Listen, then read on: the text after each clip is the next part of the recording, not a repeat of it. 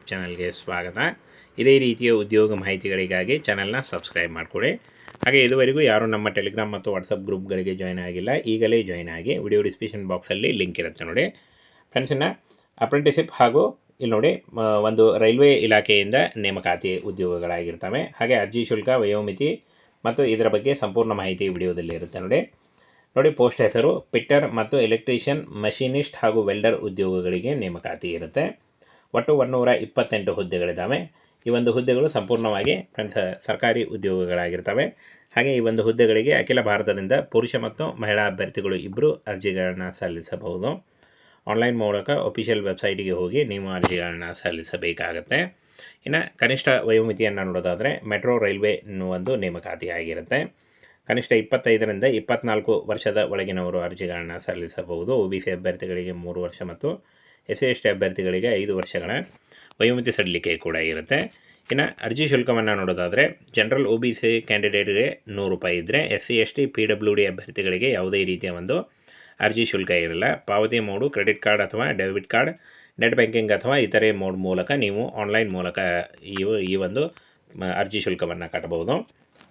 ಹಾಗೆ ಆಯ್ಕೆ ಪ್ರಕ್ರಿಯೆಯನ್ನು ನೋಡೋದಾದರೆ ಪರೀಕ್ಷೆ ಇರುತ್ತೆ ನೋಡಿ, ಲಿಖಿತ ಪರೀಕ್ಷೆ ಇರುತ್ತೆ. ಆನಂತರ ಇಂಟರ್ವ್ಯೂವನ್ನು ನಡೆಸಿ ಆಯ್ಕೆಯಾದಂಥ ಅಭ್ಯರ್ಥಿಗಳಿಗೆ ಕರ್ನಾಟಕ ಹಾಗೂ ಒಂದು ಕೇಂದ್ರ ಸರ್ಕಾರದಲ್ಲೂ ಕೂಡ ನೇಮಕಾತಿ ನಡೆಯುತ್ತೆ. ಇನ್ನು ಫ್ರೆಂಡ್ಸ್ SSLC ಹಾಗೂ ITI ಆದಂಥ ಅಭ್ಯರ್ಥಿಗಳಿಗೆ ಈ ಒಂದು ರೈಲ್ವೆ ಇಲಾಖೆಯಲ್ಲಿ ನೇಮಕಾತಿ ಇರುತ್ತೆ ನೋಡಿ. ಪ್ರಮುಖ ದಾಖಲೆಗಳನ್ನು ನೋಡೋದಾದರೆ ಪಾಸ್ಪೋರ್ಟ್ ಗಾತ್ರದ ಫೋಟೋ ಬೇಕಾಗುತ್ತೆ. ಹಾಗೆ ಸಹಿ, ಆಧಾರ್ ಕಾರ್ಡು ಮತ್ತು ಶಿಕ್ಷಣ ಪ್ರಮಾಣ ಪತ್ರ ಮತ್ತು ಆಧಾರ್ ಕಾರ್ಡು ಹಾಗೂ ವಯಸ್ಸಿನ ಪುರಾವೆ ಇಷ್ಟನ್ನು ತೆಗೆದುಕೊಂಡು ನೀವು ಆನ್ಲೈನ್ ಮೂಲಕ ಅರ್ಜಿಗಳನ್ನು ಸಲ್ಲಿಸಬಹುದು. ಹಾಗೇನೇ ಅರ್ಜಿ ಸಲ್ಲಿಸಲು ಕೊನೆಯ ದಿನಾಂಕ ನೋಡಿ 22 ಜನವರಿ 2025 ಅರ್ಜಿ ಸಲ್ಲಿಸಲಿಕ್ಕೆ ಈ ಒಂದು ಹುದ್ದೆಗಳಿಗೆ ಕೊನೆಯ ದಿನಾಂಕ ಆಗಿರುತ್ತೆ ನೋಡಿ. ಸಂಪೂರ್ಣವಾಗಿ ರೈಲ್ವೆ ಇಲಾಖೆಗಳು ಹಾಗೆ ಮೆಟ್ರೋ ರೈಲ್ವೆ ಇಲಾಖೆಯಿಂದ ನೇಮಕಾತಿ ಆಗಿರುತ್ತೆ ನೋಡಿ. ಸ್ವಾಗತ. ಇದೇ ರೀತಿಯ ಉದ್ಯೋಗ ಮಾಹಿತಿಗಳಿಗಾಗಿ ಚಾನಲ್ನ ಸಬ್ಸ್ಕ್ರೈಬ್ ಮಾಡಿಕೊಳ್ಳಿ. ಹಾಗೆ ಇದುವರೆಗೂ ಯಾರು ನಮ್ಮ ಟೆಲಿಗ್ರಾಮ್ ಮತ್ತು ವಾಟ್ಸಪ್ ಗ್ರೂಪ್ಗಳಿಗೆ ಜಾಯ್ನ್ ಆಗಿಲ್ಲ, ಈಗಲೇ ಜಾಯ್ನ್ ಆಗಿ. ವಿಡಿಯೋ ಡಿಸ್ಕ್ರಿಪ್ಷನ್ ಬಾಕ್ಸಲ್ಲಿ ಲಿಂಕ್ ಇರುತ್ತೆ ನೋಡಿ ಫ್ರೆಂಡ್ಸ್. ಇನ್ನು ಅಪ್ರೆಂಟಿಸಿಪ್ ಹಾಗೂ ಇಲ್ಲಿ ನೋಡಿ ಒಂದು ರೈಲ್ವೆ ಇಲಾಖೆಯಿಂದ ನೇಮಕಾತಿ ಉದ್ಯೋಗಗಳಾಗಿರ್ತವೆ. ಹಾಗೆ ಅರ್ಜಿ ಶುಲ್ಕ, ವಯೋಮಿತಿ ಮತ್ತು ಇದರ ಬಗ್ಗೆ ಸಂಪೂರ್ಣ ಮಾಹಿತಿ ವಿಡಿಯೋದಲ್ಲಿ ಇರುತ್ತೆ ನೋಡಿ. ಪೋಸ್ಟ್ ಹೆಸರು ಪಿಟ್ಟರ್ ಮತ್ತು ಎಲೆಕ್ಟ್ರಿಷಿಯನ್, ಮಷಿನಿಸ್ಟ್ ಹಾಗೂ ವೆಲ್ಡರ್ ಉದ್ಯೋಗಗಳಿಗೆ ನೇಮಕಾತಿ ಇರುತ್ತೆ. ಒಟ್ಟು 128 ಹುದ್ದೆಗಳಿದ್ದಾವೆ. ಈ ಒಂದು ಹುದ್ದೆಗಳು ಸಂಪೂರ್ಣವಾಗಿ ಫ್ರೆಂಡ್ಸ್ ಸರ್ಕಾರಿ ಉದ್ಯೋಗಗಳಾಗಿರ್ತವೆ. ಹಾಗೆ ಈ ಒಂದು ಹುದ್ದೆಗಳಿಗೆ ಅಖಿಲ ಭಾರತದಿಂದ ಪುರುಷ ಮತ್ತು ಮಹಿಳಾ ಅಭ್ಯರ್ಥಿಗಳು ಇಬ್ಬರು ಅರ್ಜಿಗಳನ್ನು ಸಲ್ಲಿಸಬಹುದು. ಆನ್ಲೈನ್ ಮೂಲಕ ಅಫಿಷಿಯಲ್ ವೆಬ್ಸೈಟಿಗೆ ಹೋಗಿ ನೀವು ಅರ್ಜಿಗಳನ್ನು ಸಲ್ಲಿಸಬೇಕಾಗತ್ತೆ. ಇನ್ನು ಕನಿಷ್ಠ ವಯೋಮಿತಿಯನ್ನು ನೋಡೋದಾದರೆ ಮೆಟ್ರೋ ರೈಲ್ವೆ ಒಂದು ನೇಮಕಾತಿ ಆಗಿರುತ್ತೆ. ಕನಿಷ್ಠ 25ರಿಂದ 24 ವರ್ಷದ ಒಳಗಿನವರು ಅರ್ಜಿಗಳನ್ನು ಸಲ್ಲಿಸಬಹುದು. OBC ಅಭ್ಯರ್ಥಿಗಳಿಗೆ 3 ವರ್ಷ ಮತ್ತು SC/ST ಅಭ್ಯರ್ಥಿಗಳಿಗೆ 5 ವರ್ಷಗಳ ವಯೋಮಿತಿ ಸಡಿಲಿಕೆ ಕೂಡ ಇರುತ್ತೆ.